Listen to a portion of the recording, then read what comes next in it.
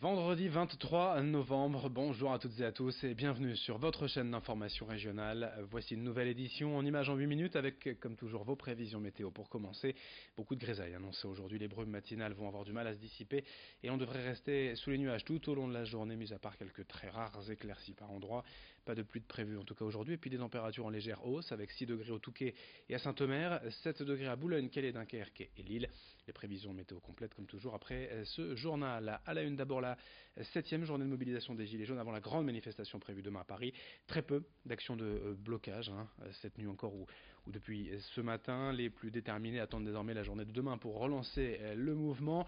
Dans ce contexte, d'ailleurs, le président de la République Emmanuel Macron devrait annoncer mardi de nouvelles mesures pour, je cite, rendre la transition écologique acceptable. Dans la région, hier, Xavier Bertrand a validé l'élargissement de l'aide au transport mise en place en 2016. Pour 30 km aller sur un trajet domicile-travail, la région donnait 20 € par mois. La distance sera désormais de 20 km et pourrait même concerner beaucoup plus de monde puisque sur un trajet de 10 km, elle sera ouverte au covoiturage. On en reparlera évidemment dans nos prochaines éditions. Autre actualité en cette fin de semaine. Demain, également ce 24 novembre, est prévue une grande marche nationale contre les violences faites aux femmes. Pratiquement un an après MeToo ou Balance ton port, peu de choses ont changé dans les faits selon les associations féministes. Malgré la médiatisation, malgré la libération de la parole et malgré la loi Schiappa, il y aurait encore beaucoup à faire dans la société, dans les mœurs, pour que cessent ces violences, pour éviter les drames presque quotidiens. Je vous rappelle tout de même qu'aujourd'hui en France, une femme meurt tous les 3 jours sous les coups de son conjoint. Demain, près de 70 rassemblements sont prévus partout en France, notamment dans la région. Explication avec une membre de la Ligue des droits de l'homme au micro de Corentin Escaillé. Il y a énormément de violences sexuelles et sexistes dirigées contre les femmes et les enfants. Et nous voulons réveiller et les pouvoirs publics et la société tout entière. Parce que un an après MeToo, les choses ont bougé au moins un petit peu pour les femmes qui sont victimes de violences. Est-ce que on a eu l'impression d'une libération de la parole, effectivement, l'année dernière. En revanche, on n'a pas l'impression que beaucoup de choses aient changé. Voilà, il y a eu quelques textes de loi également qui sont parus, par exemple des lois en août de cette année, donc peut-être qu'il y aura des condamnations un peu plus sévères. Nous espérons. Nous l'espérons, parce que pour l'instant, nous n'avons pas encore vu beaucoup d'effets de ces lois. Bref, 36 migrants secourus en mer dans la nuit de mercredi à jeudi au large de notre littoral. 4 tentatives de traversée avec à bord 36 migrants désirant rejoindre le Royaume-Uni. Depuis le début de l'année, les autorités ont compté 28 tentatives de traversée.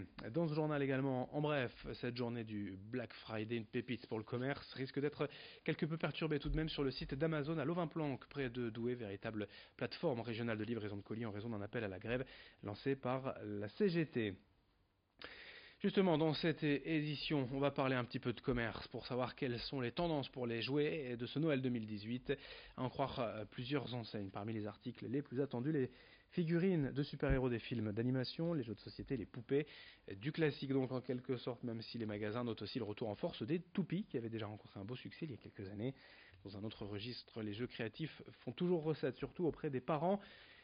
Sachez que l'affluence au mois de novembre dans un magasin de jouets, c'est à peu près 1000 clients par jour. Ce chiffre double en décembre et jusqu'à 4000 clients sont recensés les samedis du mois de décembre avant Noël, d'où l'intérêt de s'y prendre tôt. Les meilleures ventes expliquées avec un responsable de magasin au micro d'Idil Gunay. On va parler d'abord des filles, parce que c'est les collectibles, donc les petits produits à collectionner. On a les LOL surprises, c'est des petites poupées à collectionner dans des boules, avec des accessoires, avec une maison. On va avoir surtout la magie aussi avec Harry Potter, parce qu'il y a eu les Animaux Fantastiques qui viennent de sortir au cinéma. Harry Potter c'est la magie de Noël, mais on a encore les baguettes, on a encore les jeux de société, on a encore les Lego. Donc ça, la magie, on va avoir chez les garçons Beyblade, qui reste un must. Les toupies, on va avoir tout ce qui est dinosaures, avec Jurassic World qui a eu lieu cette année, le 2e opus, mais on a eu un effet dinosaure. Tous les enfants rêvent d'avoir leur collection des stégosaures et des diplodocus, donc ils cherchent ça. On va avoir tout ce qui est activité créative avec le slime, qui est encore demandé. Cette fois-ci, on a le slime avec des petits insectes à l'intérieur, donc les enfants adorent, ils en raffolent. On a des jeux de société un petit peu différents, les jeux de société comme le Monopoly tricheur, le Burger Quiz, avec des thèmes un peu vintage, on va dire, pour les anciens qui connaissaient le jeu Burger Quiz à la télé. Ils l'ont réédité en jeu de société et ça marche très bien. Le grand angle de la rédaction également à vous proposer pour découvrir une nouvelle forme d'aide psychologique grâce à l'esthétique et au bien-être. Jessica Houdard est une socio-esthéticienne qui intervient au sein d'une association La Pause à Roubaix, mais aussi ailleurs dans la région. Reportage signé Idil Gunay. Tous les 15 jours, Jessica Houdard intervient auprès des adhérents de l'association La Pause à Roubaix. Elle accompagne des personnes concernées par un trouble psychique qui ont pour bon nombre d'entre elles connu l'hospitalisation. L'association entend faire le pont entre l'hôpital et le retour à la maison pour éviter tout isolement et toute rechute dans la maladie. Cet après-midi, la socio-esthéticienne leur a préparé un atelier soins du visage pour apprendre à prendre soin de sa peau et à utiliser les produits cosmétiques adaptés. Ce qui se passe quand on souffre de troubles psychiques, c'est souvent que le corps est désinvesti.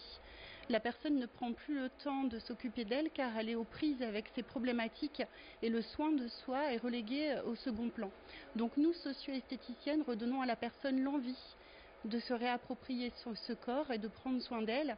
Et d'un autre côté, nous aidons également les familles à être en relation avec leurs personnes malades. L'objectif, c'est de ne plus se retrouver uniquement comme un objet de soins cliniques, mais de retrouver contact avec soi-même et son entourage. Ici, le soin esthétique permet de se réapproprier son corps et de s'ouvrir aux autres.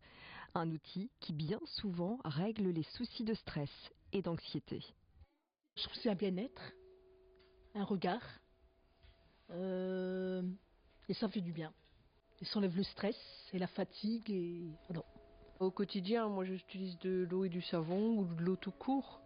Et tandis que là, on utilise les bons produits avec un calme et un bien-être qui fait beaucoup de bien.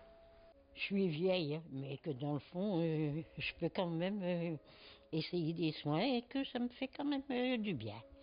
Aussi bien moralement que ça me donne des connaissances en plus.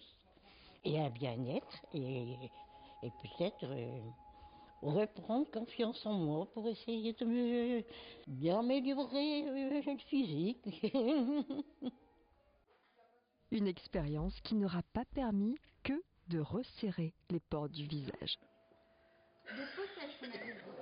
Fin de ce journal régional, merci de votre fidélité. Dans moins de 8 minutes, dès le prochain quart d'heure, une nouvelle édition à suivre. Très bonne journée à toutes et à tous.